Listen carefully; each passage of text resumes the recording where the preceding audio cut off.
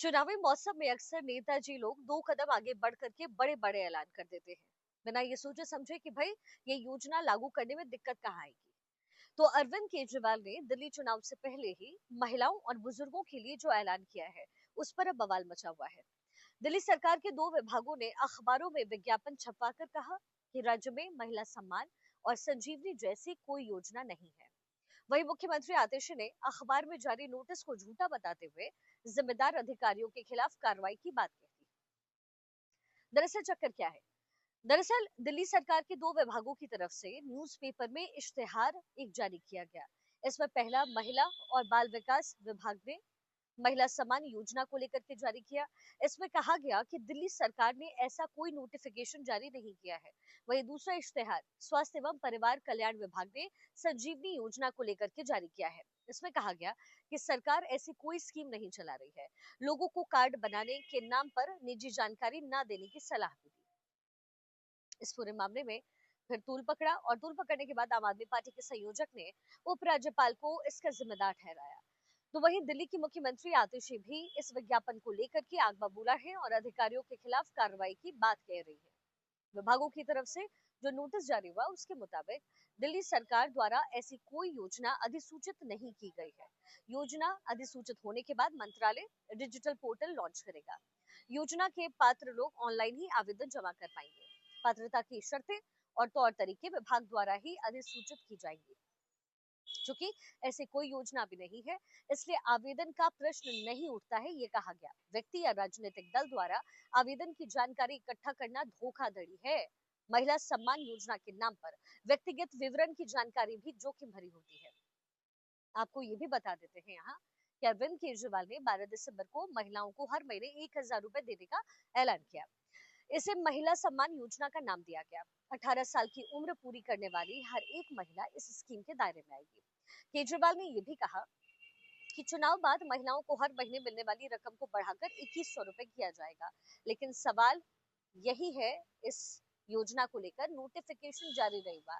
ये एक अहम सवाल। दूसरी ओर आम आदमी पार्टी की ओर से योजना का रजिस्ट्रेशन भी शुरू कर दिया गया है। तो सवाल यहाँ ये उठता है कि क्या ये योजना महिला और बुजुर्गों के हित से ज्यादा अपना वोट बैंक साधने की जुगत है क्या? अगर नहीं है, तो इतनी जल्दबाजी दिखाने की जरूरत अरविंद केजरीवाल को आखिर क्यों पड़ गई? वो भी तब जब ये योजना है सरकारी। वैसे दिल्ली सरकार को पैसे देने हैं, लेकिन जिस तरीके से आम आदमी पार्टी अपने स्तर पर रजिस्ट्रेशन करवा रही है, उसके बाद ये समझना मुश्किल थोड़ी ना है कि योजना का असल मकसद है वोट बैंक को साधना। लोकसभा चुनाव के दौरान उत्तर प्रदेश में कांग्रेस की ओर से ऐसे ही एक ऐलान किए गए। नतीजे आए तो बेशक कांग्रेस और इंडी गठबंधन बहुमत से दूर रहा, लेकिन लखनऊ में कांग्रेस दफ्तर में पैसे के लिए महिलाओं की कतार लग गई। अब दिल्ली में भी कुछ ऐसे ही देखने को इस समय मिल रहा है। अब सवाल ये उठता है कि अरविंद केजरीवाल जो स्ट्रैटेजीज अपनाते हैं वो तो ठीक है, यानी फ्रीबीज की जो स्ट्रैटेजीज है उसको लेकर के भी कोई दिक्कत नहीं है, लेकिन कम से कम ये पूरी तरीके से लागू हो सकता है या नहीं, लागू होने में क्या दिक्कतें होंगी, क्योंकि कहा यह जा रहा है कि विभाग द्वारा जो है नोटिफिकेशन इसको लेकर के आएगा, लेकिन उससे पहले विभागों को ही जानकारी नहीं है। एक तरफ अरविंद केजरीवाल लोगों के घर घर तक पहुंच रहे हैं और खुद अपने हाथ से रजिस्ट्रेशन करवा रहे हैं, तो जाहिर है लोगों के अंदर सेंटिमेंट यही आएगा कि भाई हम तो इस योजना के दायरे में पहले ही चले गए। लेकिन चूंकि आने वाले दिनों में दिल्ली में विधानसभा चुनाव होने हैं, ऐसे में अरविंद केजरीवाल की एक टैक्टिस के तौर पर इसे देखा जा रहा है। सबसे पहली बात है, ऑनलाइन फॉर्म भरना है, आवेदन भरना होगा अगर ये योजना लागू होती है तो, अगर इसका नोटिफिकेशन आता है सरकार की तरफ से तो जब ऑनलाइन रजिस्ट्रेशन होना है तो फिर घर घर जाकर के क्यों?